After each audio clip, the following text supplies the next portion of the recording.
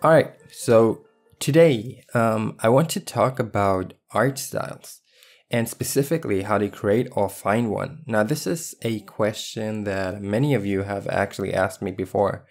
And I just thought, like, why not just create a video in which I can kind of like talk about it and give you guys some advice, because I certainly have struggled with this. Like, when I was just starting out, this was like one of my biggest problems. And mainly, I would say because, like, at the time, when I looked at all of my favorite artists, they all had something unique about their art. So I thought having style would actually make me a professional.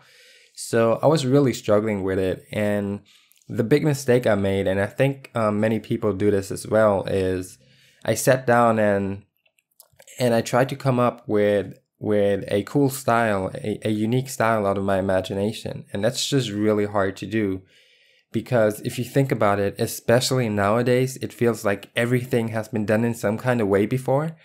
And that just makes it nearly impossible for us to be original or to invent something. So I actually gave up on that, and I wouldn't advise anybody else to try it this way, because it's just too complicated coming up with something out of your imagination, because you have to be really creative. And so what I've done is I actually gave up on it, and I just moved on, and I continued doing my studies and stuff like that. And the best thing I did was, and I didn't know what I was doing at the time. I was just like, maybe I was just lucky. But what I've done is I started studying my inspirations. So an inspiration can be anything. It could be art, music, fashion, nature, whatever. Anything can inspire you. So I went ahead and I studied my inspirations. And here's an example of what I might have done. So let's just say you have 5 artists and you really like their style. So what you would do is you take these 5 artists and you study them. You can study them by copying them, by analyzing them, stuff like that. And let's say it takes you about 6 months to study these artists. After these 6 months, what you would do is you take whatever you like the most out of each artist and you kind of combine it into this one product. And this combination of your inspirations will be something unique, something fresh, and it's going to be your style, because you're actually taking something that has been done before to create something new. It's kind of like you're recycling something. And the cool part about this method, instead of doing it like manually out of your imagination, with this method, you're actually having a much easier time, because you're not intending to create a style. What you are actually doing is you're studying your inspirations, so in this case, your favorite artists, to become a better artist yourself. And here's the cool part. Your style is developing on its own in the back. So it's doing its own thing. It's kind of like an automatic process. It's very natural, and it makes it so much easier. And this is what I love about this method. And I also believe this is how most artists have done it in the past. Because when I look at my favorite artists, I can sometimes tell who they were inspired by originally. So there are some traces in their art, which is really cool. It's kind of like footprints of the original artist or the original source of inspiration.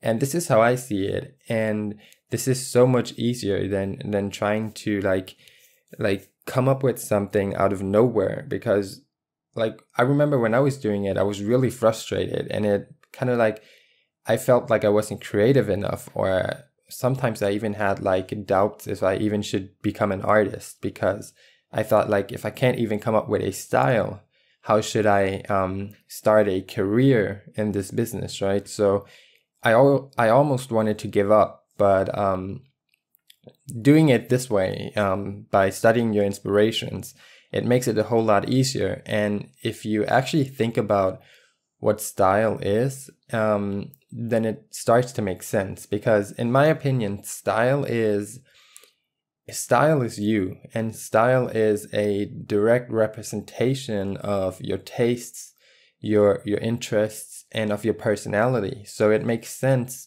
that your inspirations will have such a deep impact on the look of your art, because as you grow as a person, everything that you do or that's connected to you also changes. It kind of evolves.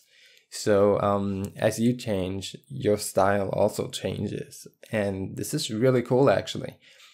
And another thing that I wanted to talk about is that when I was just beginning, I had this idea when it came to style that style is something that at one point is going to be this finished thing, right? Like once I have style, it's going to stay like that, and that's going to be the look of my art.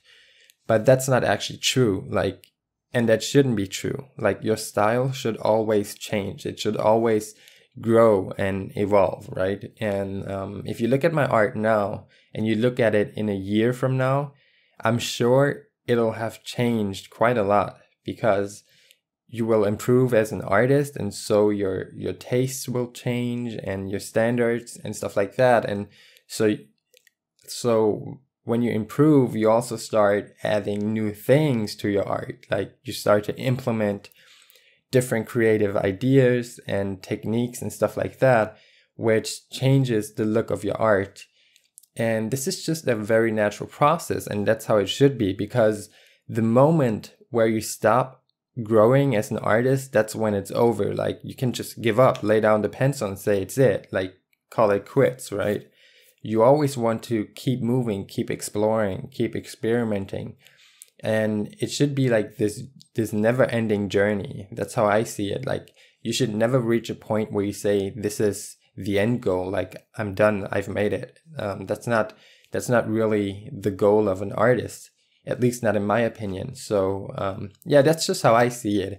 Like, I always try to explore. Like, whenever I see something that inspires me, I immediately like start picking up the pencil and try to like study it or try to implement it into my art, because it starts, like, I get excited, right? It kind of like lights up that fire in me. And that's how it should be. You should always be like on a mission, like try to, like, when you're out in the world, like, always have your eyes wide open, because you never know, like, when you see something that inspires you, and it could be like the next big thing for your art. Like, discover something that'll push your art to the next level, right? So this is how I see it. Like, I always try to see new things, like find new things that I can use for my art. And yeah, it could be something simple, like a pattern on a t-shirt, like a really cool pattern that you see on a t-shirt. You could take that pattern and kind of implement it into your drawings. Or another example could be if you have a photograph with a really nice color pattern, you could take these colors and kind of use these for your next paintings. So there's really inspiration all around us, and you just have to look around and notice them. So yeah, anyways, I guess this kind of wraps it up. This video was rather quick. I just wanted to kind of like talk about my experiences and share them with you. So let me know in the comments what you think. Maybe you have a different opinion on this whole topic, but I think this really does make sense. So let me know in the comments what you think about it. And if you like this video, then perhaps give it a thumbs up. And yeah, I hope to see you in my next video. So peace out.